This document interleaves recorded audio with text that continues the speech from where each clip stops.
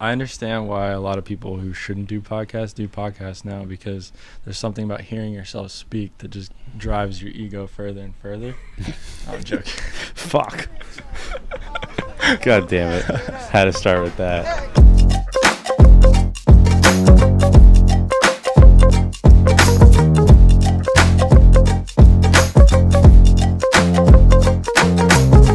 Today's guest, I've known him for a couple years. I met him over at Huey Mac's house when I was flying a drone. Mike Stud and Is that how we that was met? the first time we ever met. I still have that picture on my phone.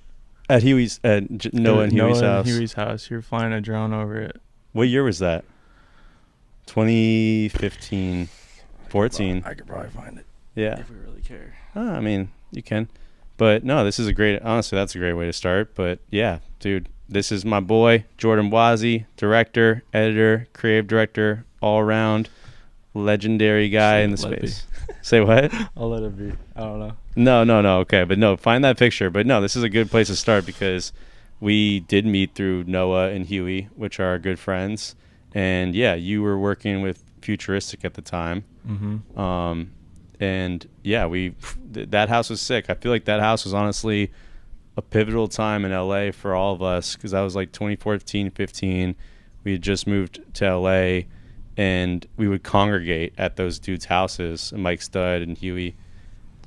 Oh my God, that's hilarious. Yeah. That's hilarious. We'll use like a picture. I'll send it. The caption says, if you can't read it, it says, "All amazed by the drone."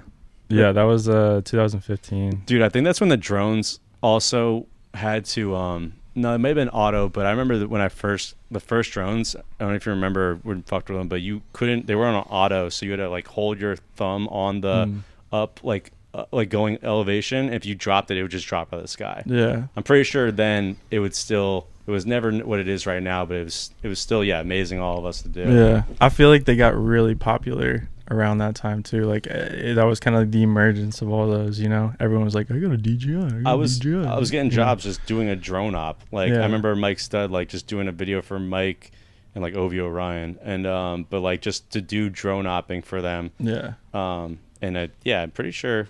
I'm wondering if I ever did stuff for you, because you've been you've carved a great path in LA over the last, let's say, almost 8 years or so. You've been here. You moved. I've been out in California, Southern California, for 11 years. 11 years. Yeah.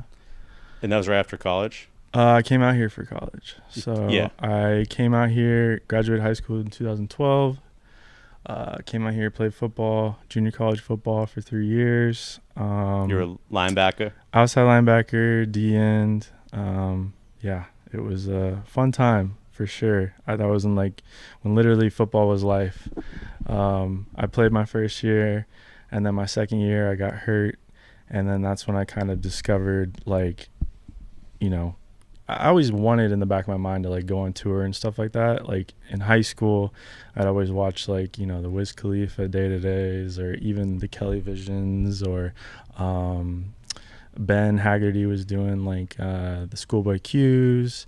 Yoder was doing Carnage.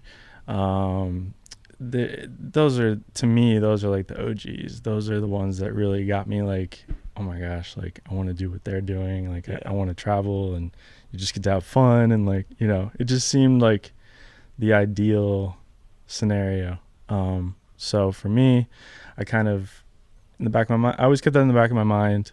And then when I came out here, obviously I've been obsessed with movies and TV, and I just knew I was so close to it all. And when I got hurt, that's when I kind of discovered playing around with my GoPro and editing more, and my friends and I would go out and we'd shoot videos and just lifestyle videos and just kind of have fun with it. And we created my first web series called Naughty with Nature, instead of Naughty by Nature. Shout out. And I don't think I've ever seen that. Yeah, they're old, man, but I'll show you. And I'm not. Are they on YouTube? Yeah, I think so. I have some embarrassing videos on YouTube myself that I am going to stop saying right there. But from high school. Just leave it at that. Yeah, we'll leave it at that. No, but that was kind of like my first kind of, just ideation of it all, and I was like, this could be really cool. And obviously a lot of my friends in high school, that was like the blog era. I know you remember like Good Music All Day and all those places, and that's how I found artists, and that's how I found, Futuristic and Jacob Owens. And then through there, it's like being out here, obviously, you can do this.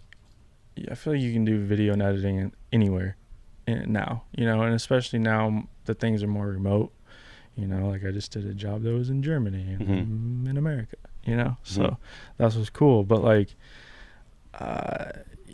basically it's like I was out here, Jacob had an opportunity, Jacob Owens was like, if anyone wants to come out and do BTS for me, hit me up. And I was like, absolutely. And I would go. I remember my first shoot I did with him was up in a building up in LA. It's like that glass looking building. It's a little distant from, I think it has like AT&T logo on it now. It used to say USC. It's changed out multiple times.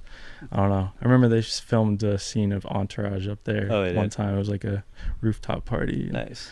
But that was like the first thing I did for him. And then I stayed with him and just was filming as much BTS as I could for like his YouTube videos and his artist, because he was close with Futuristic at that point. Yeah, it was close with Futuristic. And then Futuristic saw your skill set and was like, dude, I need you to do shit. Yeah, I remember he saw me. I don't remember where exactly Futuristic saw me.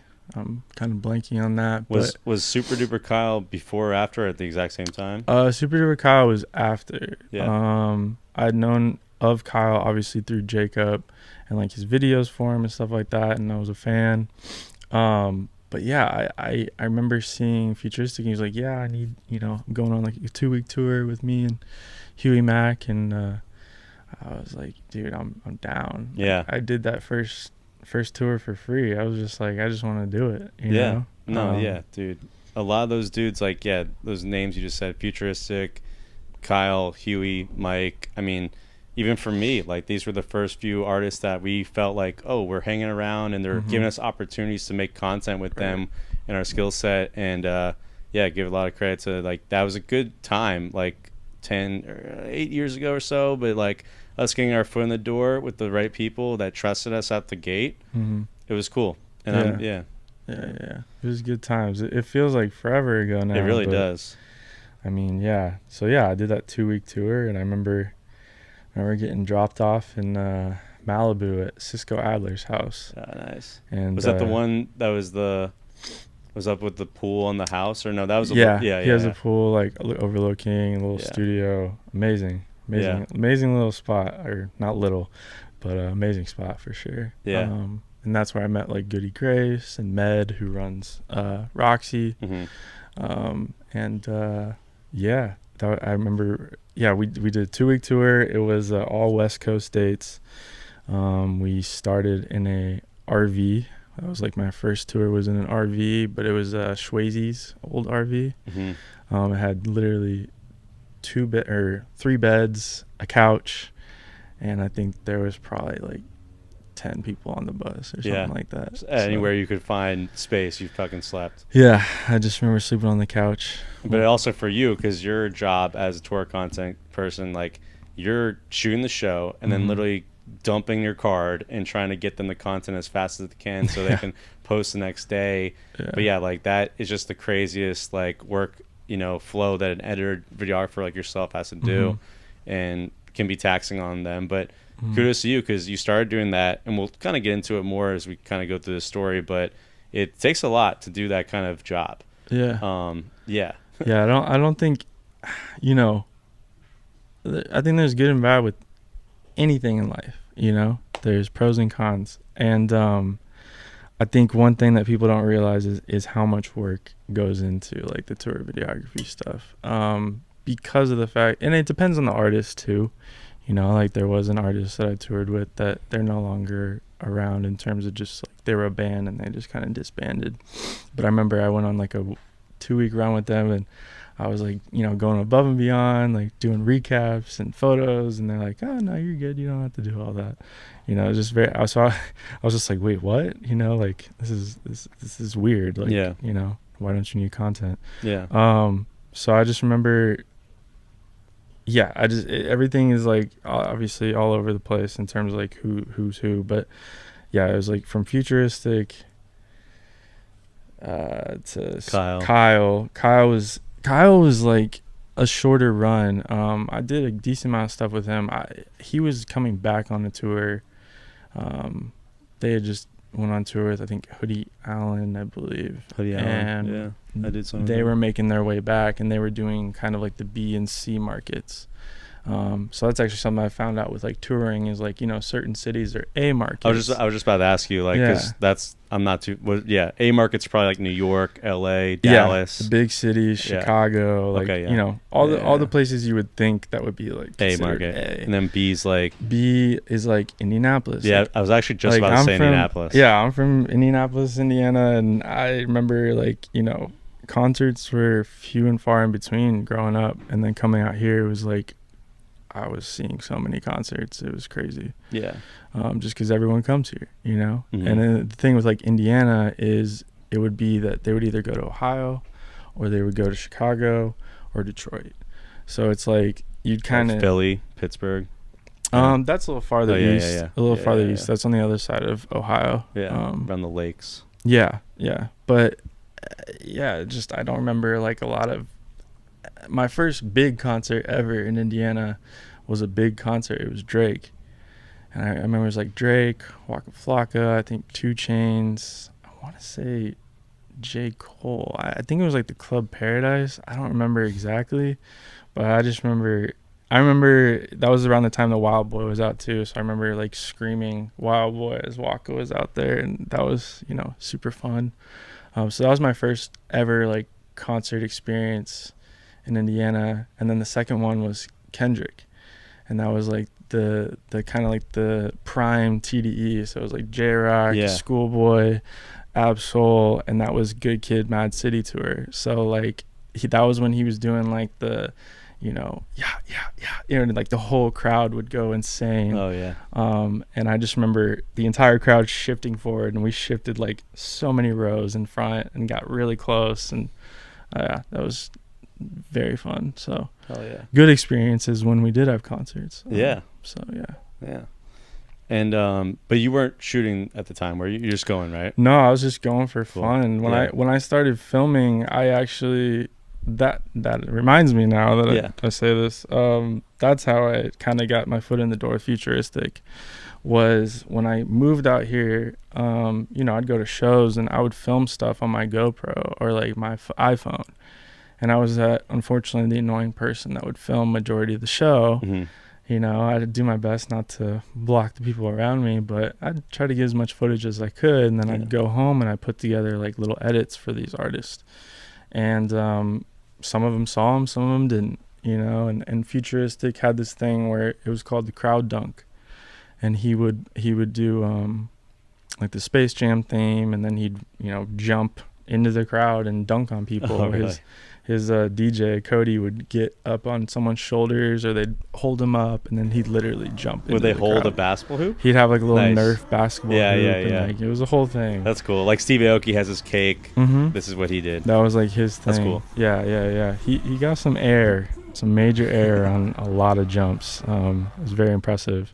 I don't think he ever missed one. I think I would. I think I would remember that if it was. I remember one time like the crowd just kind of collapsing in on them. Oh my god. So that has happened, but he's made majority of them. Yeah.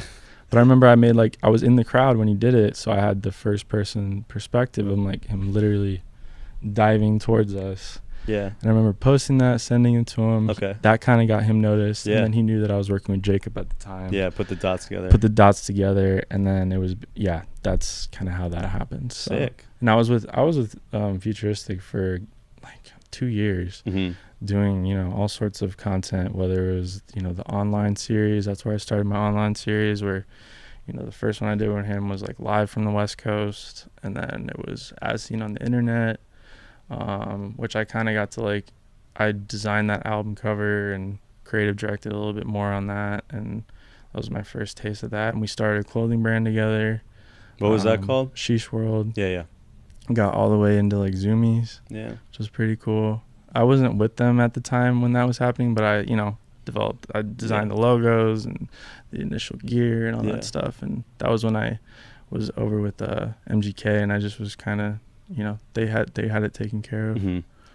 And that transitions us to MGK, Machine Gun Kelly. Mm-hmm. That's where you were doing a lot a few years ago, and I think you have fans from them. Like, dude, you have your own personal fans of your work that follow you from that, and because you made things like Kelly Vision, you made his tour content, you elevated his content. I would say that you did when he was you definitely did, and you showed like an entourage of Kells with his friend with his band who are his friends. Mm-hmm. But why don't you kind of touch into how that happened with MGK, how you transitioned from Futuristic to Kells? Was it a reach out?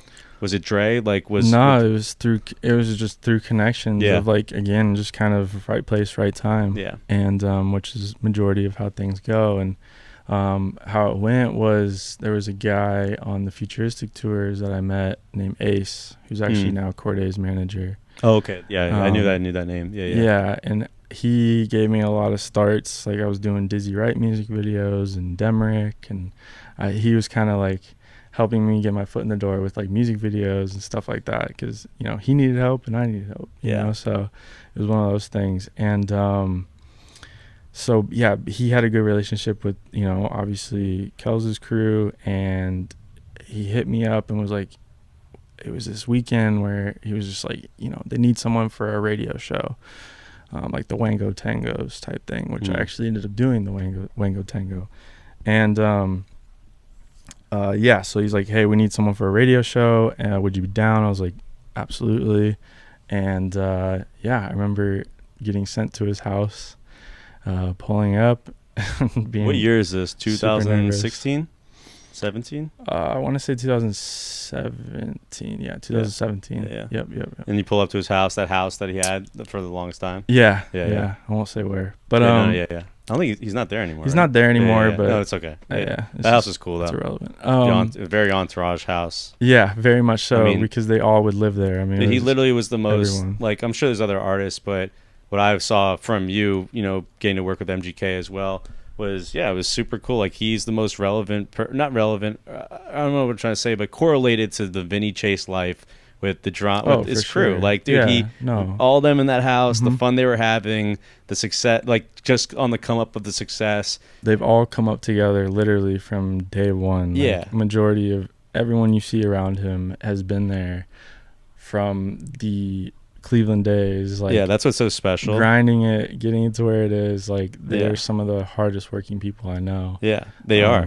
I mean, dude, Slim's whole career is his own career. Rook, I mean, all the Bays, they all have their own careers. Yeah, no, it's definitely even our boy Dre, who will take credit that he made us. Yeah, he'll always tell people, and I love him. No, I'm forever grateful to Dre. I asked Dre to do an episode on this. He said he'd be down.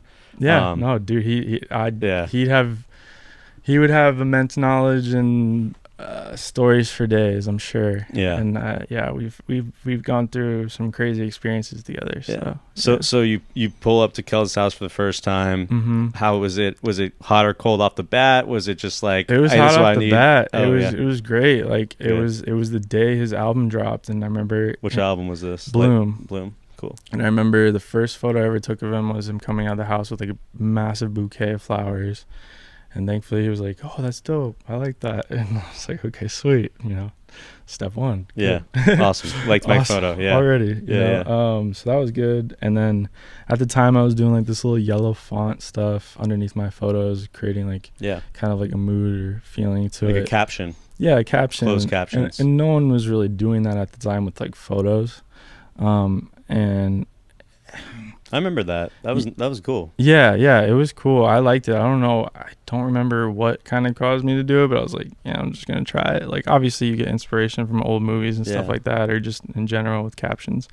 But I was like, I'm gonna try it, and he saw that and he was like, oh, that's kind of cool. It's different. So he actually helped elevate that by posting those types of photos on. Cool. And that kind of became like the styling for like Bloom. So that kind of bled then into the Kelly Visions that I made for Bloom era and stuff like that.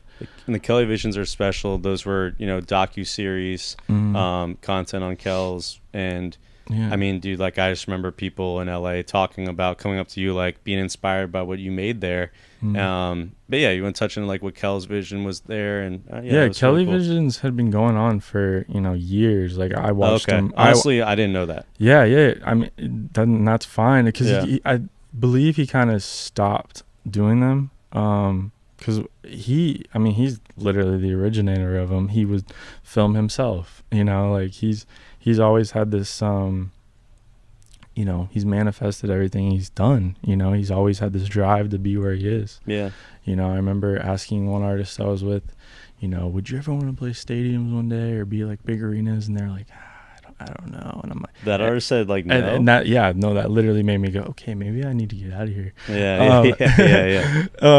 And then you ask Kels that, and he'd be like, "Fuck yeah, I should be playing it tomorrow." Like type. Should be playing yesterday. Yeah, yesterday. And and I agree. And obviously he's doing it now and crushing it in that regard. So, wow. We're on Kel's vision. Yeah. No, we were talking about it. I mean, dude, for me, I remember my favorite Kel's vision you made was the Lollapalooza episode where he's up in the tree on some. He's on shrooms. Yeah. That was funny. He's in like because it's funny because I met you we already talked about how we met, but then I did I was on festivals for Aviator Nation, getting Aviator Nation content, but me and you had some run-ins at like Lollapalooza 2017, Kaboo. Like I remember running into you because I was like working for the brand that was doing the merch for the festivals, and you were doing that, and then we would just link up and everything was kosher and great, and I was like, you would be like, yo, come on stage with me. I'm like, oh shit, okay. So it was like sick. This is sick that you were like bringing me in there. But I remember him being like that like silver surfer outfit, like, and like he was on shrooms, and he killed the set. Like Wild Boy was sick. But then I remember seeing your Kel's vision where he's like up in the tree in the artist village. No, that was a super fun day, and obviously Lollapalooza is an iconic festival, and so being able to go to that, I mean, just in general, like I think the coolest part of traveling and touring is being able to go to these festivals and see these artists and do these things, because it's like when their set is done or before their sets, you have the artist pass. You have the artist pass. So you have the opportunity to hop on a golf cart or walk somewhere and experience the festival in a way, with obviously more access somewhat. I mean, like I couldn't always like get in a photo pit or be on stage because certain artists have certain rules, and the rule usually with media is like 3 photos and then you get out of the pit, and then, which was always my favorite, being with the artist, because then or like first 3 songs, right? Or first three songs. Or what did I say? You said 3 photos. Oh yeah, they only use them wisely. Yeah, they literally get 3 photos, and then security's like, get out of here, man. No, I heard like 3 clicks, 4.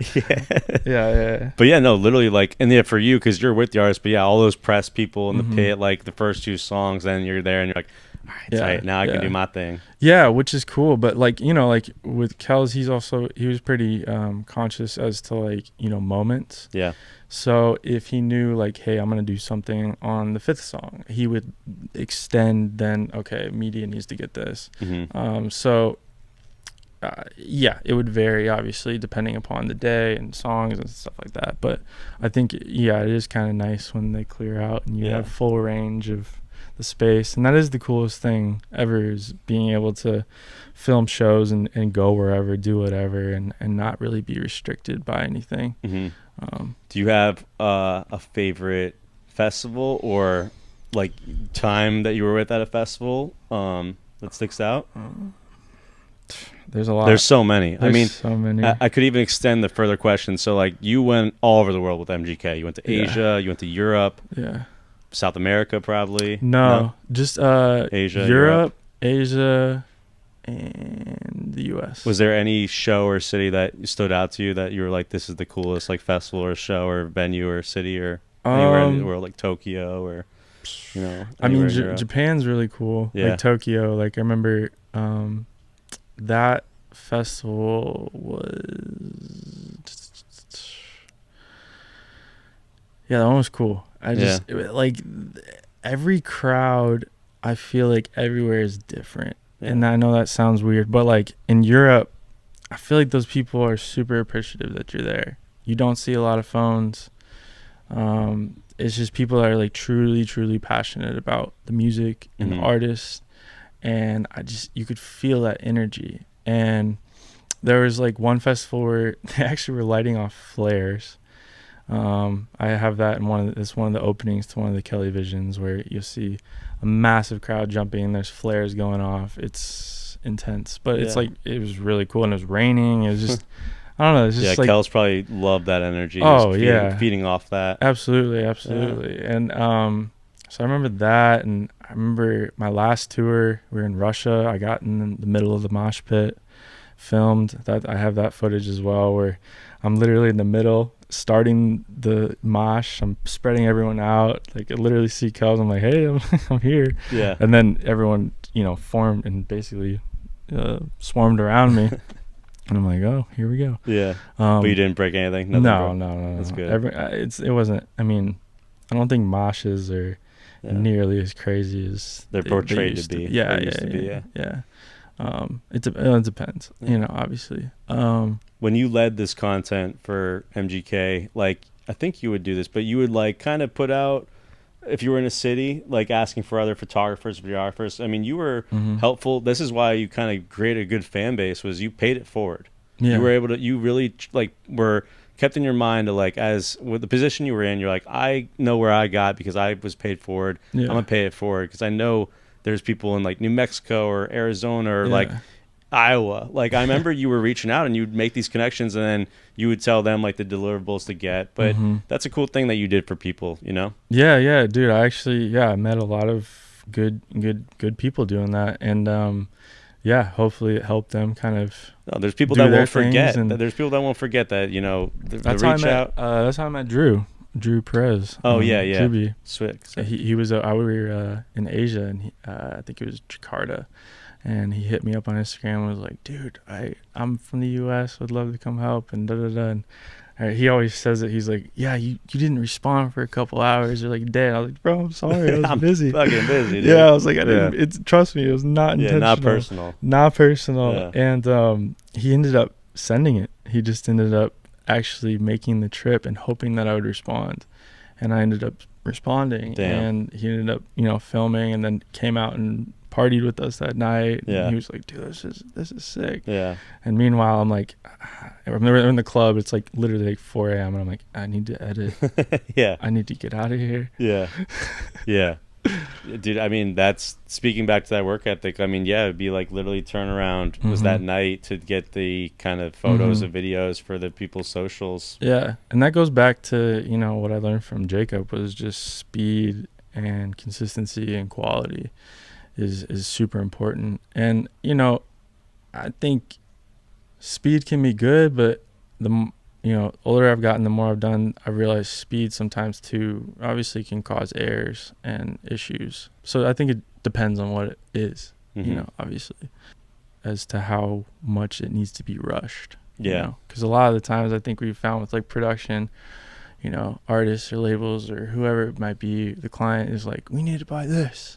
And then when it actually comes down to the time, they're like, we could, maybe we could actually push this a little bit more, and it's like, because I feel like sometimes the product is really what's more important, Well, it's like, going to live on. It's like, do you really want to rush this? Like, there was, I don't need to mention the project name or the people, but there was that one position we were in about like 2 years ago for a Kel song, but they were like, we need this done in a week, like, and it was a 6 feature with that, and it was cool. And it's like, and then they eventually made something that was cool, but it's like, yo, that you have an opportunity right now that, like, why are you trying to rush this? Like, this is this song, and it did. That song, the video lived on forever. Yeah. And it was like, we were in a position where it was one of the first times we ever like kind of really evaluated the situation, because me and you have always just been like, fuck it, we'll do it.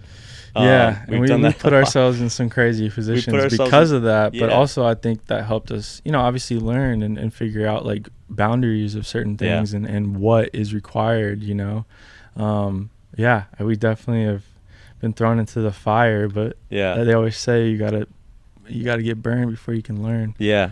And I think some of the thrown fires were, trying to think even back before this, but like, and this wasn't essentially thrown too much in the fire, but COVID, like, you know, I remember COVID times, we don't know what's happening and stuff, but it's, you know, 2020, and sticking on the MGK topic, like, he called you and he was like, I have this song, it's totally different, but I need to make like a video for James Corden, because that's what all these artists were doing, was getting all those late night shows. Right. And yeah, me and you went over to his house and we just recorded in the street, and we made it quick, and it turned out to be the first time. It was Bloody Valentine for what we're hearing, but it was definitely the first video or like release of Bloody Valentine into the world. And I just think that's cool, because it really just came from Kel singing up a friend, someone he works with, being like, yo, I need you to just come over here. Let's go. I had the song with Travis. Yeah. We got to go to Travis Barker's house, which for me, and for you too, but like, he was on my wall as a kid. Yeah. And that's definitely of everyone we worked with, I've worked with, I think that's the coolest full circle moment for me to work with an artist of Travis, because like 8, 9 years old, he's on your bedroom fucking wall, listening to all his music, and all of a sudden you're at his house. How do we? Oh, let's doing the framing together. Yeah, and those are the cool moments that I love, and that why we do music videos. Yeah, and it's cool when that person turns out to be cool. Like Travis is probably one of the coolest people. Yeah, you know, and super chill and like very humble and nice, and you know, every time I've been around him, it's very easygoing. And, you know, he comes in, crushes it, and bye. But for that whole transitional time when Kels went from rap to rock, like, you were right there with him to help him make those visuals during the COVID times. We did Concert for Aliens also in Travis's studio. Yeah. Then we did the actual music video for Concert for Aliens. I mean, there was a point in August 2020, coming off COVID, you know, production was at a standstill, but you and I were still working closely with Kels at the time. And the month of August was like, it was Concert for Aliens. It was the Netflix promo. It was the VMAs. Yeah. Like, there was once a week where he needed stuff when he was on fire, and you were the guy he was calling to make it happen. Yeah. And then we were producing. But that was a fun time with that run right there. Because also it's like, is people gonna like this Bloody Valentine rock stuff? And obviously, he always, I mean, you can speak into this. He always wanted to do the rock stuff. Well, I think it's always leaned that way. Like, obviously, you know, I obviously can't speak for him, but like, you know, he had always been like, he would cover all the small things, you know, at his shows. So I think, and his live shows are set up for more of like a rock vibe.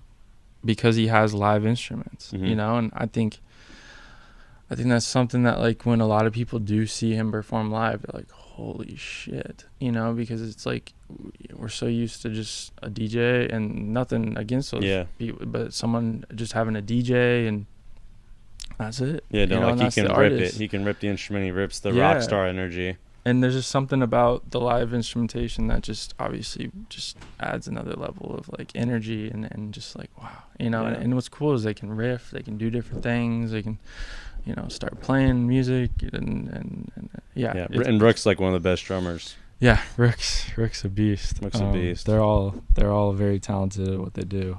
Those are cool moments to just be in the street with them, me, you, Travis, and Kels. That was it, and making some cool stuff that was viral, and like looking back on it, how big that song went. Yeah, even like, you know, the Hotel Diablo stuff. Yeah, the Diablo stuff. Super proud of all that stuff. You know, that was my first time as a producer. Yeah. We had, like, that was my first. This is March now, 2019.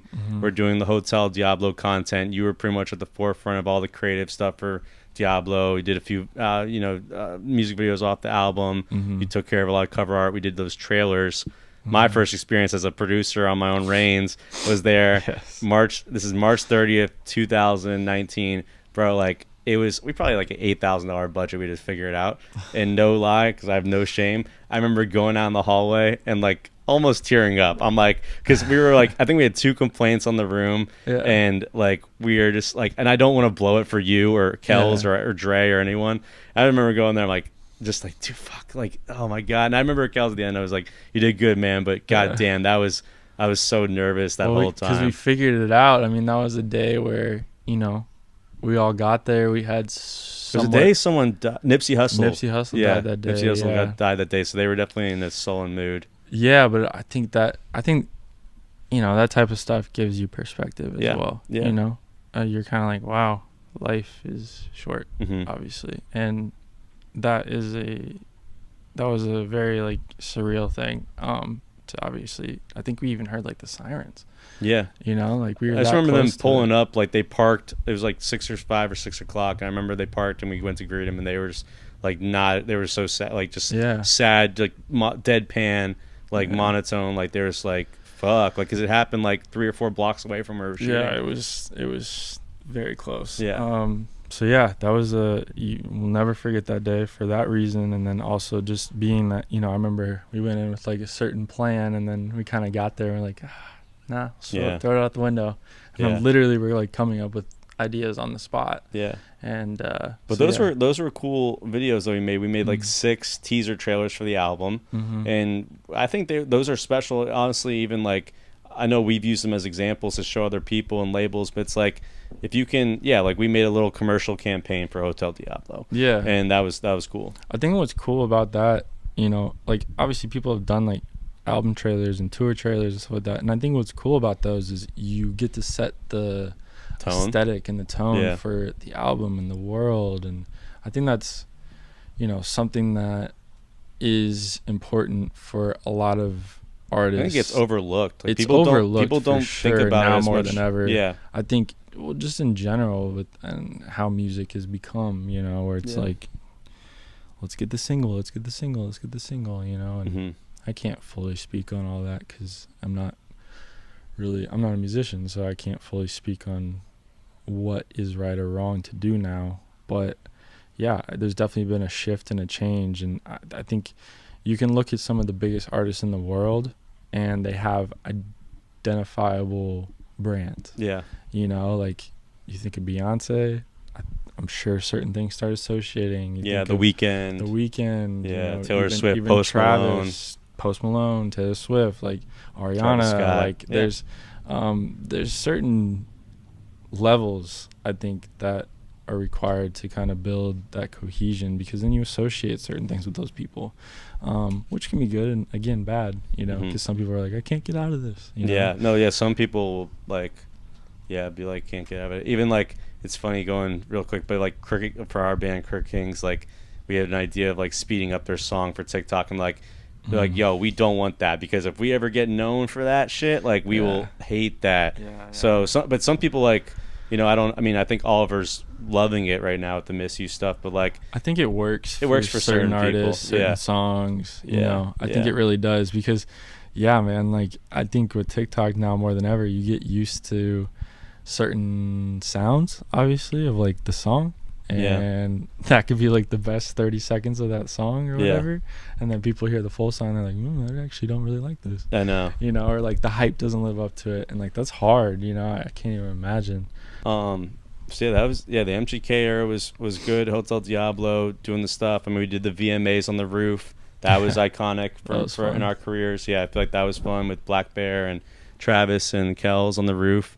Mm-hmm. And I just like also like I feel like you and I also do really well at squatting up with people we like to work with. Yeah. Like George as the AD and Taylor Randall, or we associate with good people, and that's what's really important. And that's what I've always, you know, that's what I've just learned through watching other people's interviews and podcasts and things like that, is like, you know, collaboration's key in this industry, as well as working with people that you have the same vibes with, because, you know, if you're working with someone you've never worked with before and you don't vibe on set, it's too late. You know, like you got to get through that day, you know. I always relate it, and I'm sure I've told you this and you get it because you're a football player, but like we're just out there playing a game. All the prep is practice. Yeah. The AD is like the offensive coordinator. Like you're the head, like you as director is the head coach. He's there to call the plays that you lay out.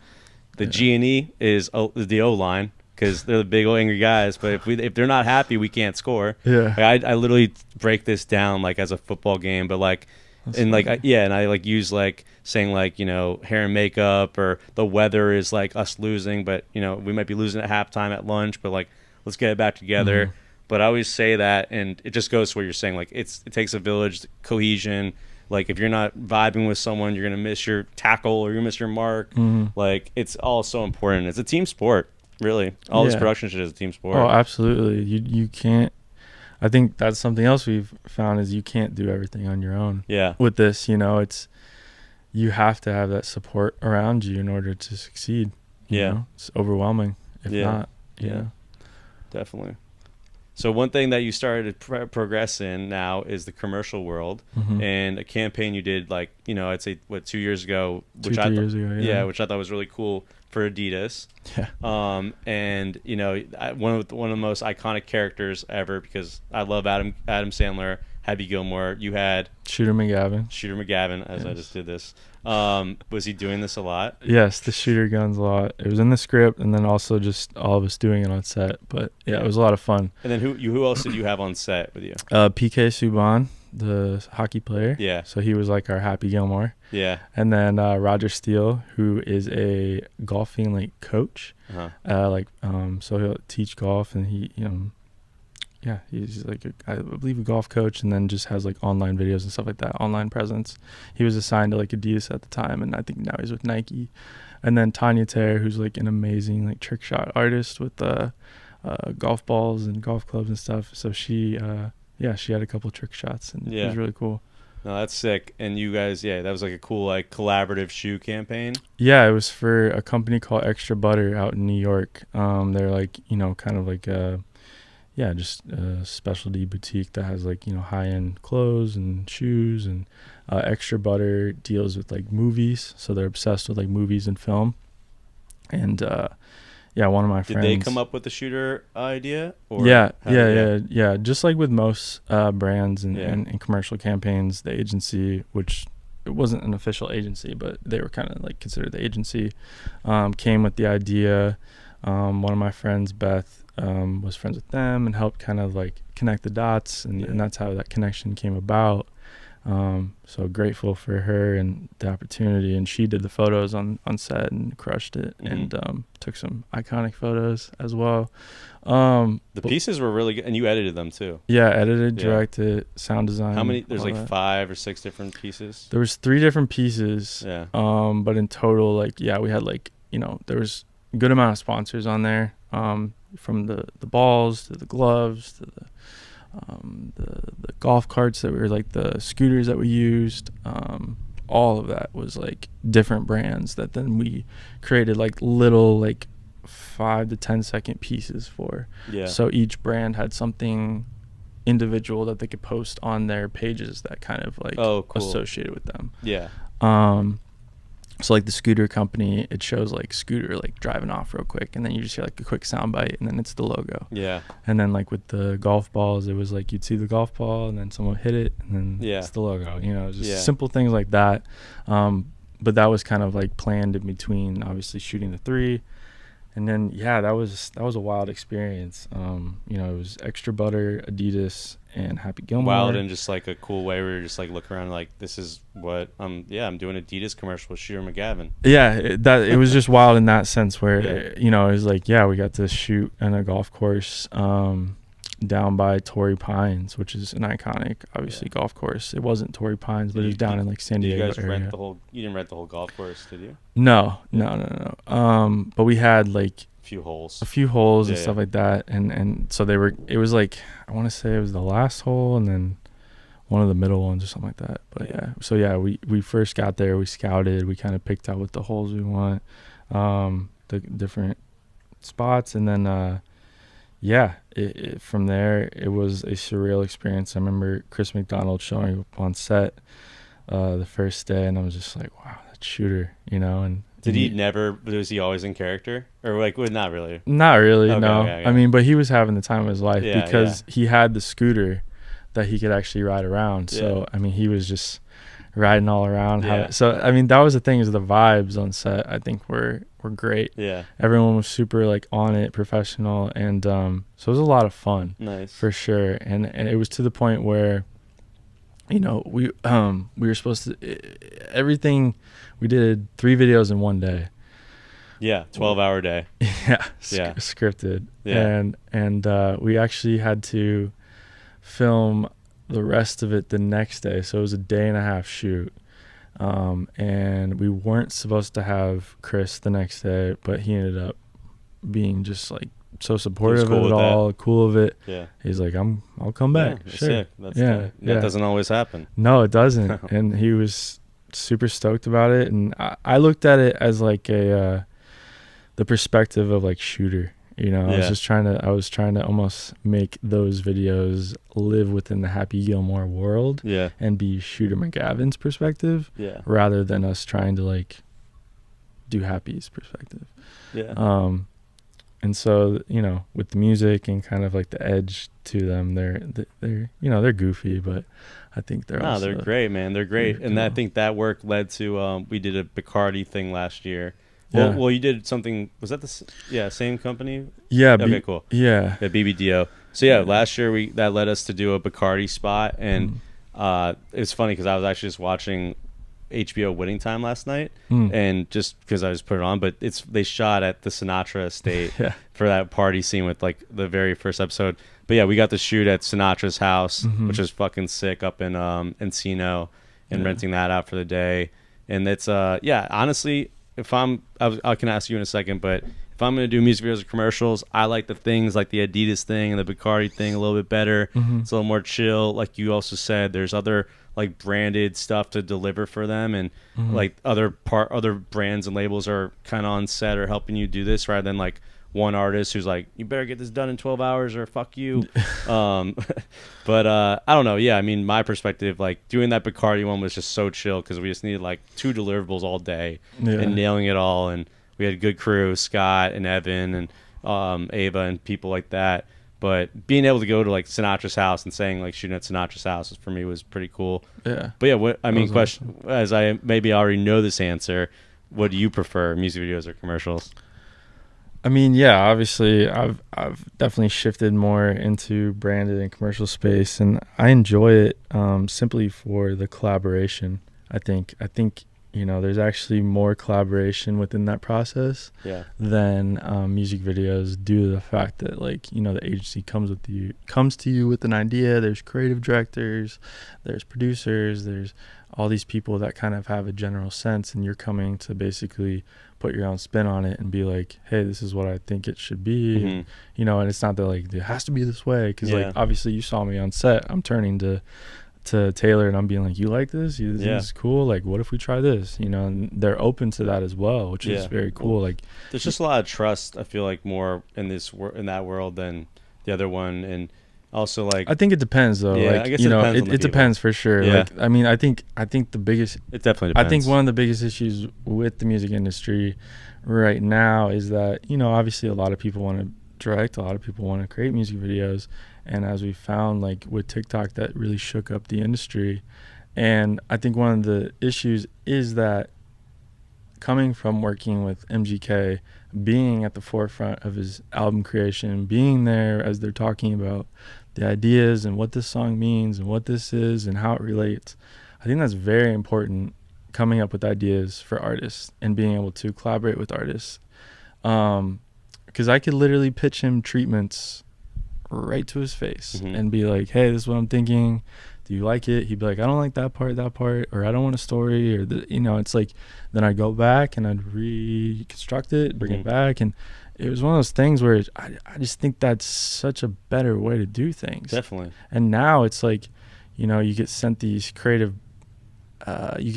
briefs and it's like open creative and this and that, and it's like there's too many like middlemen too, and they're also just like they're like asking you for the ideas that, again, like, we don't own this intellectual property. They might take a little bit of that and sprinkle into that. It's we've seen that happen. We've seen it happen. Yeah, like, we've literally seen. This isn't like making up stuff. We've just seen it happen. Seen it happen. It's a fact, you know, and it's And that's why sometimes even right now I'm like, I kind of want to like develop, like, the relationship we developed with Dre is awesome. Like, we're able to still text him, we still advice. Like, there's something more special when you have a relationship with the artist and manager direct than going through all kind of the politics game. And again, not saying it's bad, but there's something more special when the artist and manager come like, I want Jordan Wozy to do my videos. And then they tell the label it's good, but there's like just some way more like bone where you're like a collaborative bone. Yeah, I think the process could be a lot better if, you know, there was contact with the management or the artists, and I appreciate the briefs that I get when they're like, we don't want this, or we're looking towards that, Yeah. or this is the album creation, or this is the album art. Like, if they can at least give you some sort of information as to what that person's thinking, because it's like you could write a space idea and they're like, oh, we wanted Western, and it's like, well, how do I know that? No, you told me. And it's like you're supposed to do your research. Like, with some artists, I've done my research where you do your research. I'll go on Instagram. I'll go watch interviews. I'll try to find whatever I can. Yeah, no, you're good at that. That's most recent, because that's what's gonna help the ideas. I think, you're definitely good at that. Whenever we have a project come about, you kind of like do a little like deep dive into like what they've been doing, their music videos, their cover art. No, you do it. You have to, because they don't give you anything else. You gotta do something for yourself. Yeah, you got to. Yeah. If you get hit up by one of these people that were hitting you up on tour, back in the day, and they're saying like, I got a music video for an artist, and what advice would you give them? What advice would you give to like up and coming like music video directors? Young, up and coming, trying to do their thing. They don't have a lot of money in the world. Do it. Just do it, right? Just do it. Yeah, just go Nike, do it. Just do it. Yeah, just go do it. Do whatever you can. Because, no, for sure. That's something that that was the mentality I had coming up, was just like anything that kind of came my way. I was like, yeah, I'll do it. I'll try it. It's like you have to work to a point where you can say no. And I don't know that I'm necessarily there yet. There's still some opportunities that come in that I'm like, yeah, I'm going to do it. And I think you go into a lot of these jobs now, or at least I go into the jobs now with more of an open mind as to what can occur. You try to not go in with as much emotions, but obviously if you care about something and you've spent time on something, it's hard not to be like passionate or emotional about it. But I think sometimes you got to look at it more objectively, which isn't easy, but yeah. So I would say to them is, take what you can, do what you can, and it will get you somewhere, because that's what happened with me. I was just doing stuff for free with Jacob. He was paying for my gas money, and that was about it. He had a couple of free meals, and it was like, but I didn't care. I was just like, cool, I'm working with a director I like, I'm working with artists I like. It goes a long way when you just get thrown in the fire, like we've said here, but also just like learning firsthand, like whether you're a PA or you're an editor or you're an assistant camera, like the best way you're gonna just learn and like climb this ladder that's untraditional and unorthodox is just literally just learning, just saying yes, and just like learning the wrong way. Because you learn what you're gonna say no to. You learn the type of people you don't want to work with. You learn about the type of projects you don't want to work on. It's like you only find that stuff out if you do it. And I think it's I think that's the thing, is like, do it, figure it out, and then eventually you'll start figuring out the things you're gonna say no to. You'll figure out the people you want to work with, all that stuff. So just do it. No, just do it. Like, you just do it. Watch Air. Air was great. I've seen it now 4 or 5 times. It's on Hulu. It's on Hulu? Amazon, I think. Amazon Prime. Yeah. We saw it together. That was a great movie. I'm glad you made me do that, because I haven't been to a movie in a minute.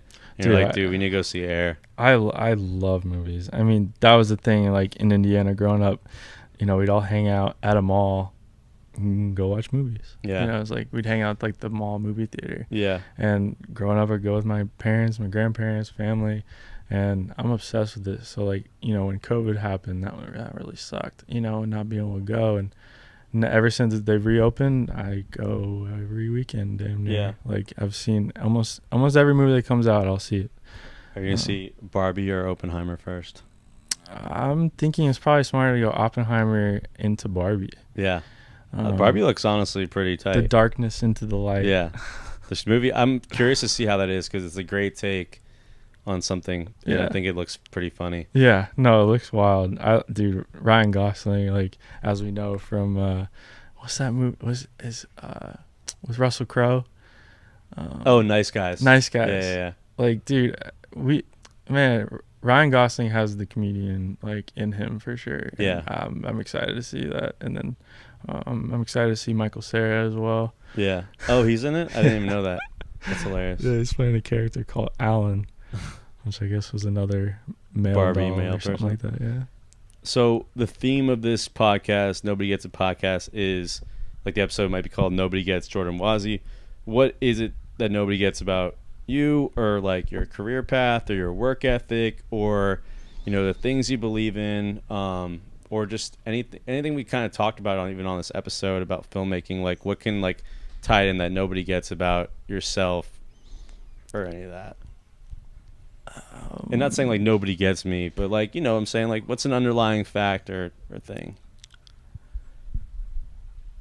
I feel like that's like, It's a deep question. I feel like it's a deep question, in that like that's something like Well, you said it, you already kind of answered it a few times. You're like, yeah, I say yes to a lot. Like nobody gets that. Like I say yes to a lot of things that turn into this.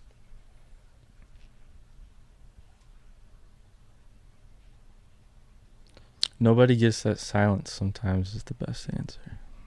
No, I'm joking. No, that's not bad. I was just sitting here in silence, and it was like very peaceful for a moment. It's nice, especially we can hear this waterfall. Yeah.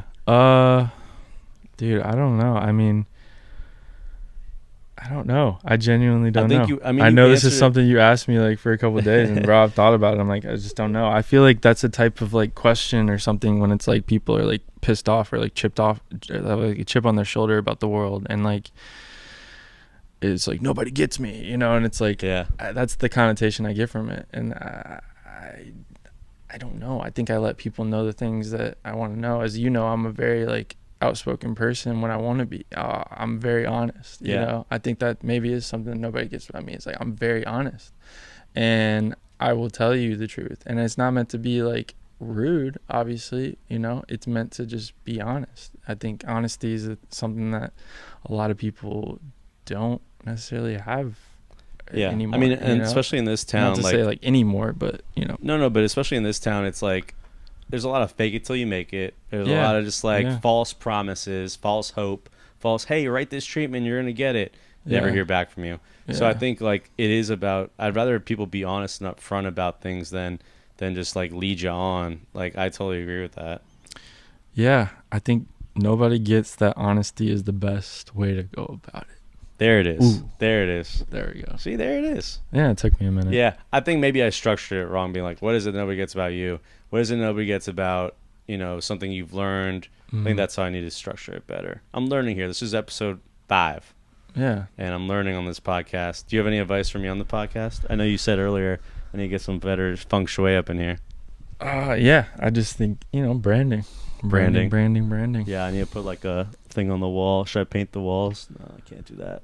Yeah, ask your viewers and listeners what can enhance the experience. Yeah, if we ever have viewers besides our interns here, all you guys looking at us. What do you guys think? Huh? We can't ask them. This is your time. Oh, is this the thing where they don't exist? No, I'm just kidding. We can. They'll start talking. It'll be like Charlie Brown, like wah wah wah wah wah wah wah. Yeah. Wah, wah, wah, wah, wah, wah.